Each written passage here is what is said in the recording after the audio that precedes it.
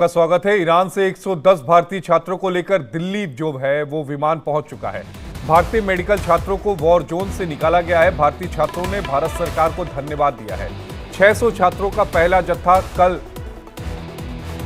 दिल्ली से रवाना हुआ। मिडिल ईस्ट में बढ़ते सैन्य संघर्ष के बीच गुरुवार को ईरान से 110 भारतीय नागरिकों को निकाल लिया गया है, जिनमें जम्मू कश्मीर के 90 छात्र शामिल हैं। अपने देश सुरक्षित लौटने के बाद इन सभी ने भारत सरकार, ईरान और आर्मेनिया में भारतीय दूतावासों को धन्यवाद दिया। ऑपरेशन सिंधु के तहत ईरान से सफलतापूर्वक निकाले गए 110 नागरिकों को लेकर पहली उड़ान नई दिल्ली पहुंची है। और इसी खबर पर ज्यादा जानकारी के साथ हमारी सहयोगी दृष्टि गुप्ता हमारे साथ लाइव जुड़ चुकी हैं। दृष्टि, 110 भारतीय छात्रों को लेकर जो विमान था वो भारत लैंड कर चुका है। छात्र अपने अपने घरों को निकल चुके हैं, लेकिन जिन छात्रों के साथ आपने बात की है, आप बीती उन्होंने बताई होगी, उन्होंने ये भी बताया होगा कि ईरान में क्या कुछ चल रहा है, किस तरह से आर्मेनिया बॉर्डर वो पहुंचते हैं। जरा उससे संक्षेप में बताइएगा छात्रों की आप बीती। देखिए आशीष, जिस तरीके से ईरान से छात्रों को आर्मेनिया और उसके रास्ते, राजधानी के रास्ते लाया गया, बॉर्डर पार कराया गया सेफ्टी से कि छात्रों को कोई तकलीफ ना हो, ये सारे एमबीबीएस के स्टूडेंट्स थे। और वहीं पर ईरान के ही उर्मेनिया में मेडिकल कॉलेज के नाम से ये एक कॉलेज है, उसके छात्र थे और 110 थे ये, जिसमें से 90 कश्मीरी छात्र थे, जिनको सेफ रास्ते से फ्लाइट से लेके आया गया दिल्ली। 4 बजे की फ़्लाइट थी इनकी और ये सुबह से आकर के बैठे हुए थे।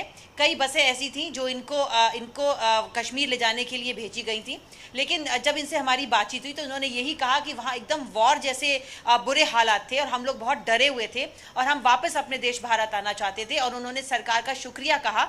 उन्होंने कहा कि जिस तरीके से भारत की सरकार ने हमको वापस हमारे देश पहुंचाया, हम बहुत शुक्रगुजार हैं। हम वहाँ बहुत डरे हुए थे, आए दिन हमारे ऊपर से मिसाइलें आकर के गुजरती थी, ड्रोन्स आकर के गुजरते थे, हम पढ़ नहीं पाते थे और लगातार इसी चीज़ में हम उलझे रहते थे कि किस तरह हम सेफ बच करके यहाँ से अपने देश वापस निकल जाएं। और 110 छात्र थे जो कि आए थे। उसके बाद 34 छात्रों को बसों से वापस जम्मू कश्मीर भेजा गया है और बाकी अन्य छात्र अन्य जैसे बिहार से थे, उत्तर प्रदेश से थे, कर्नाटका से थे, वो अपने अपने घर जा चुके हैं। और देखिए जो बस से बाय रोड गए हैं उनको पहुंचने में भी कुछ समय लगेगा। दृष्टि, एक जानकारी दर्शकों के साथ साझा कर दीजिएगा कि जो अगली पंक्ति होगी, किस तरीके से बाकी छात्रों को और भारतीय लोगों को वहां से निकालने की ऑपरेशन सिंधु के तहत भारत सरकार की योजना है, जरा उसके बारे में बता दीजिएगा दर्शकों को। देखिए लगातार वहां से लोगों को, छात्रों को निकाला जा रहा है, क्योंकि ईरान में जिस तरीके से फंसे हुए हैं, ईरान के आसपास कह सकते हैं कई जगह हैं, कई देश हैं जहां से होकर के छात्र आ सकते थे। लेकिन देखिए आर्मेनिया एक बहुत ही सेफ जगह है, वहां से इन छात्रों को लगातार निकाला जा रहा है। एक फ्लाइट से सबको लाया गया, बॉर्डर पे इकट्ठा किया गया। वो लोग काफ़ी दिन तक आर्मेनिया में छुपे रहे, क्योंकि वहाँ से डायरेक्ट सेफ फ्लाइट इंडिया आने के लिए कोई नहीं थी। तो लेकिन जिस तरीके से इनको लाया गया और अपने अपने घर पहुँचाया जा रहा है, उस हिसाब से छात्र बहुत खुश हैं। और ये भी कहा जा रहा है कि अगले कुछ और भी छात्र वहां पर फंसे हुए हैं और शायद उनकी जो फ्लाइट है वो कल आएगी। तो कल अगर आएगी तो उसको फिर धीरे धीरे किस तरीके से दिल्ली में उन छात्रों को लाने का पूरा बंदोबस्त किया जा रहा है, इसके लिए अभी कहना बहुत जल्दबाजी है। क्योंकि देखिए जिस तरीके से वहां पर आर्मेनिया में लोग रुके हुए हैं, फिर उनको दिल्ली आने का बंदोबस्त है, बहुत सेफ्टी बरत रही है इसमें। ऐसे में उन छात्रों की सुरक्षा पर भी बात खड़ी हो सकती है। इसलिए जो 4 बजे की फ्लाइट थी सुबह आई, हालांकि 2 बस इनके लिए नेशनल कॉन्फ्रेंस ने की थी, जो वहाँ की सरकार थी